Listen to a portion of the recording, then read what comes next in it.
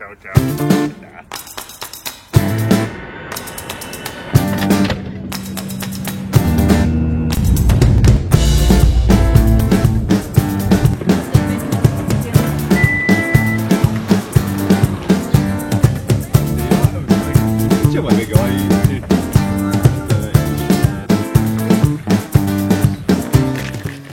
Tai sveiki, mane daugelis žino iš Cohost LT, ten esu įkūrėjas, dirbu su trumpalaikė nuoma ir mano visas gyvenimas siejasi su kelionėmis, įspūdžiais, taip pat yra dalis apgyvendinimo.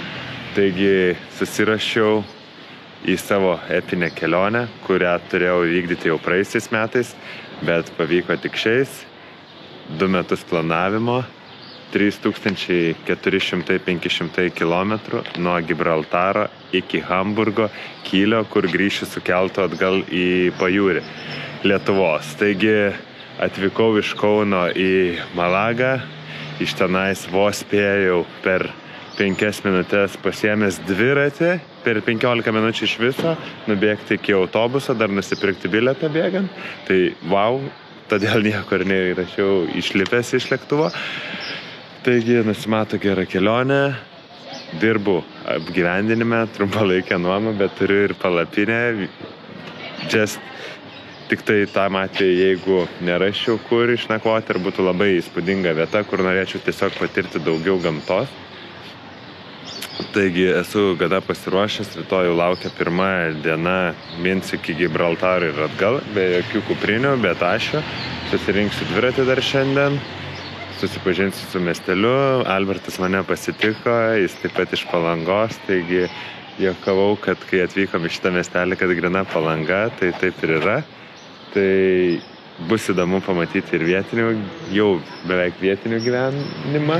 Taigi man mano dviračio dėžės parašyta GT, Gran Turismo, tai ir bus Gran Turismo.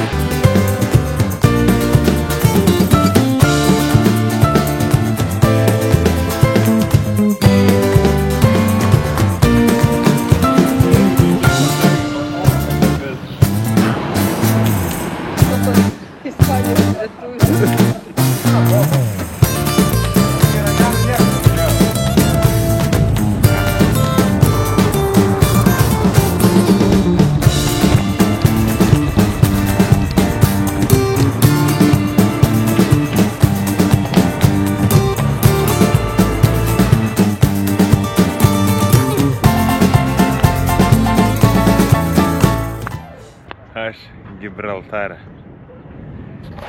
Palydėjo Albertas pusiaukeliai, o dabar yra 12 valandų, 9 išmynėm, tai pro miestelius visokius, atsipūtęs. Test drive'as šiandien yra. Tai iš ryto buvo gan vėsu, dabar jau gerai. Pasiekiau Gibraltarą, varau užkasti ir yra mintis pabandyti užminti į kalną. Vėjas nejokingas yra, tai vienas dalykas, atgal grįžtam bus gerai, kad jau bus pavėjui. Taigi, varau, nes šiaip nieko nepasiėmiau užkasti. Šiaip kas valandą, kas 5 minučių bent kažką užkast norėčiau. Dabar pavalgiau keistą patiekalą grikiais su bananu. Šiaip labai skaniai nustebau. Ir dabar po 3 valandų mano pietus. Tai reiks dar sukti parduotuvę, kažkokių saldumynų pasimti, nes gal jau gali būti sunkiai. Turiu reikalų. Pasiėmiau powerbanką, bet nepasiėmiau laidą jam. Telefone 12%, aš Gibraltare. Tai arba turėsiu atgal važiuoti iš atminties, arba rasti degalinį ir nusipirkti laidą kažkaip.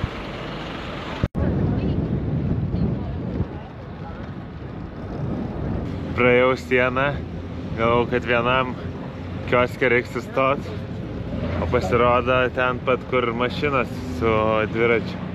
Tai pradėjo šaukt, stop, pasisborė police. Tai žodžiu, padaviau dokumentą, viskas all good. O, kaip lėkti.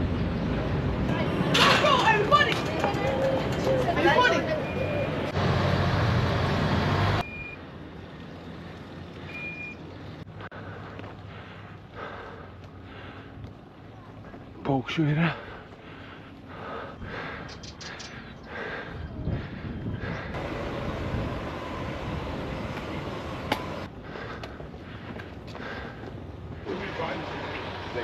They get diabetes, they get problems with the bones.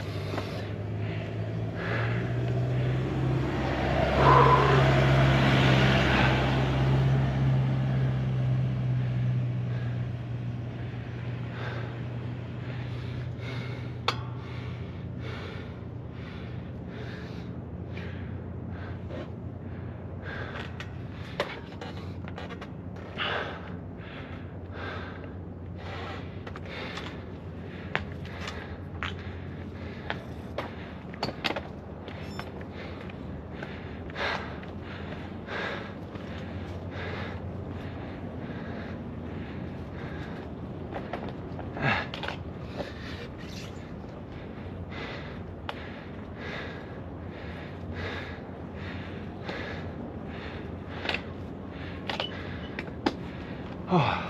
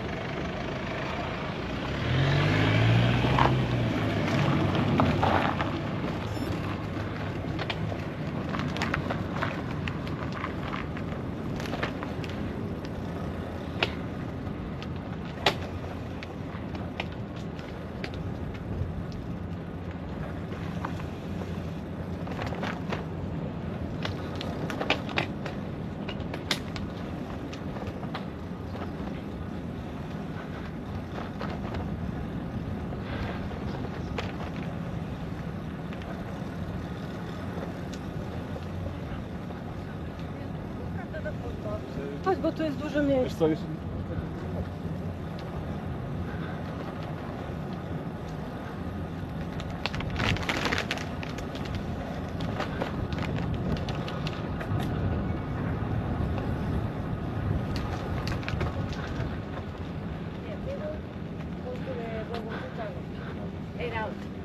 And up, you're going back up here.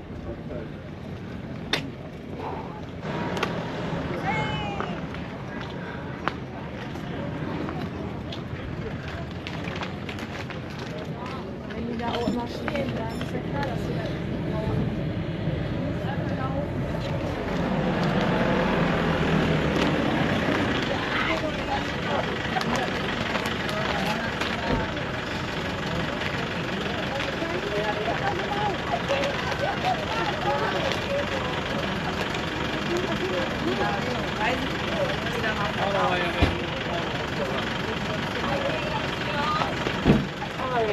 Hi.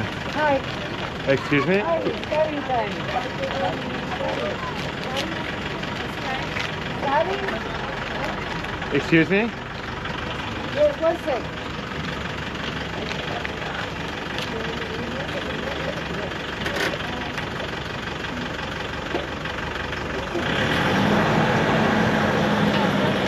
Where is the highest point of this? O'Hara.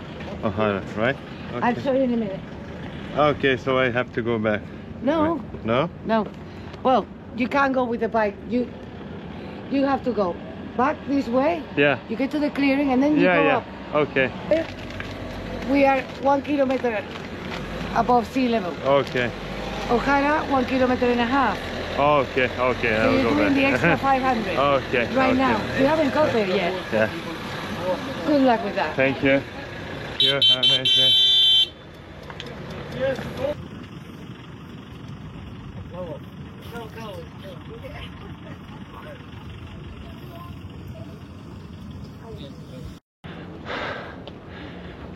Nice job. Thank you.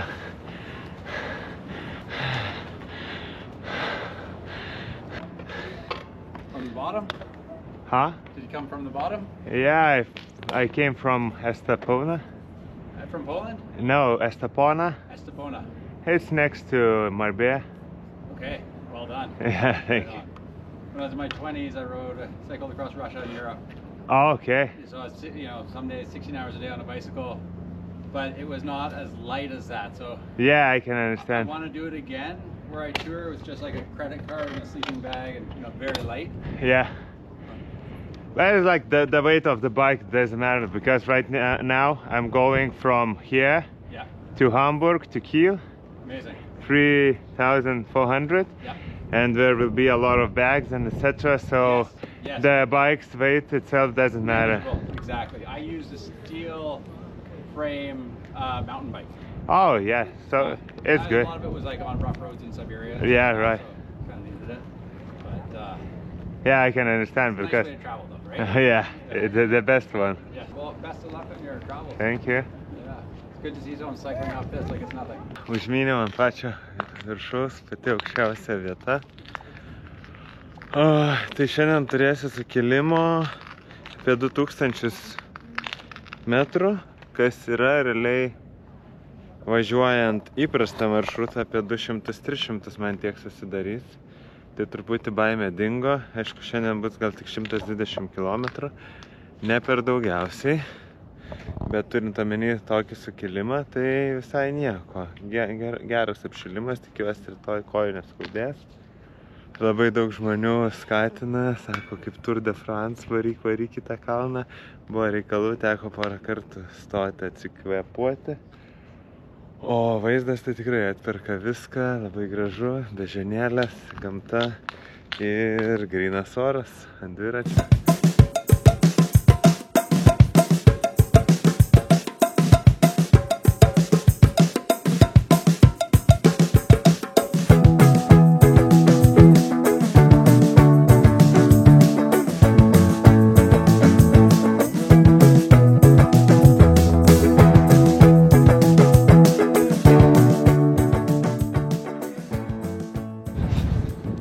Neįtikėtina, važinėju po oro uostą. Wow.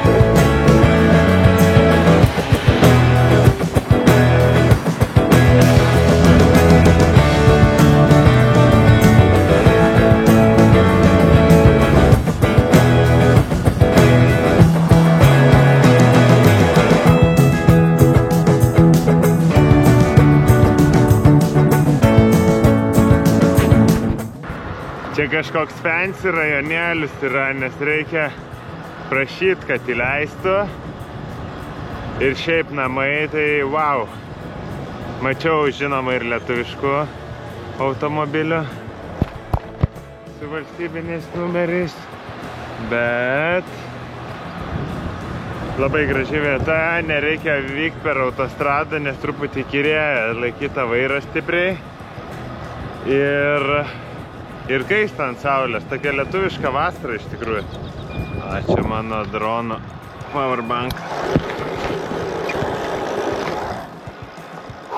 Tai žodžiu, kaistu, važiuoju. Geras apšilimas šiandien. Kažkaip dingo kalnų baimė. Supratau, kad viskas yra įveikiama ir nors ir atrodo, kad labai aukštai. Tai tokį darom išvyskrizavimą.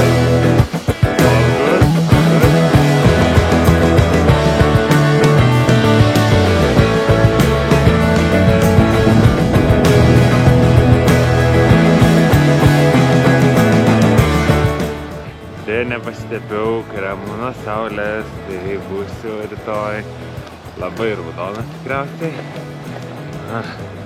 Dar buvau sustojęs, Kinder Bueno suvalgiau, keletą skambučių padariau.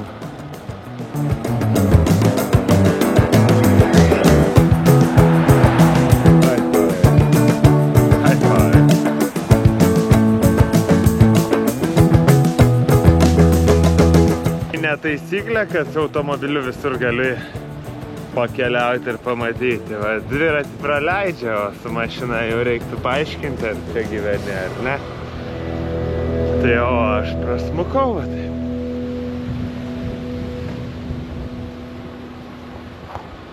Labai fainiai, nes tuščias kelias, visas mano. Man atrodo, čia reiktų irgi administruoti. Ir būtent šitam rajonėlį trumpalaikė nuoma. Bus labai įdomu grįžus pažiūrėti, kiek nakvynės čia kainuoja, kokią vilą įsinuomoti. Ir pažiūrėti, kiek jos gali kainuoti.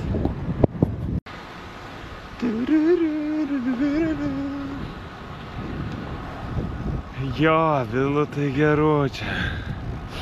Būtų galima gyventi. Rezervatas šalia, gamta, vanduo, jūra, ko daugiau reikia.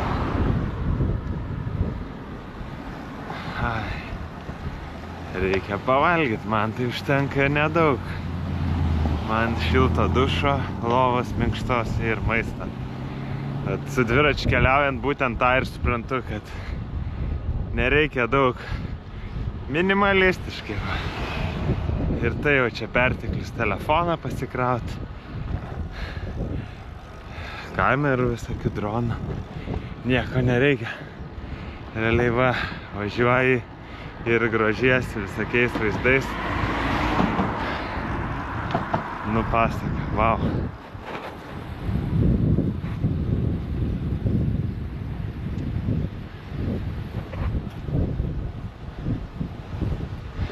Čia dar uostas toksai šalia. Jau šįryt pravažiavau pro jį, bet kadangi buvo nepažįstamos teritorijos, tai nefilmavau. Reikėjo į navigaciją daugiau žiūrėti, dabar jau iš atminties.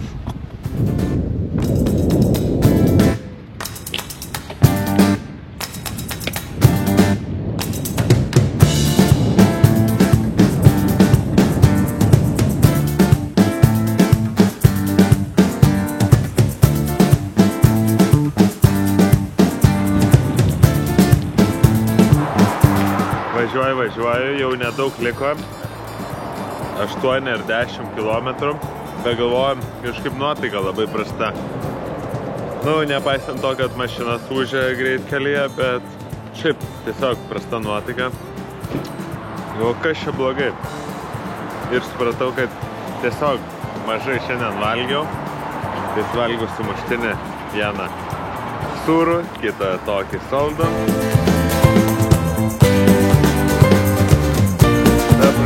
Čia sultis duoda kažkokias, taip pakelį kaip sulčių įsmeigti.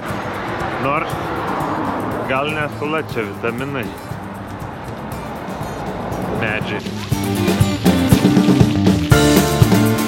Viena nekilnojamojo turto agentūrų buvo pavadinimas toks WeSellDreamHomes.com. Toks visai pareiškimas. Tai va, grįžau į tą foną. Oras subjūro, tai pačiu laiku. Važiuoju promenadą.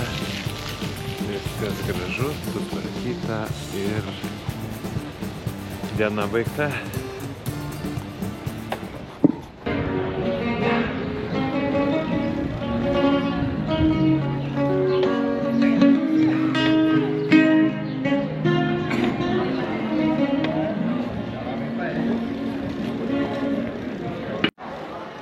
Čia, kaip Albertas sakė, yra Basanavičiaus gatvė.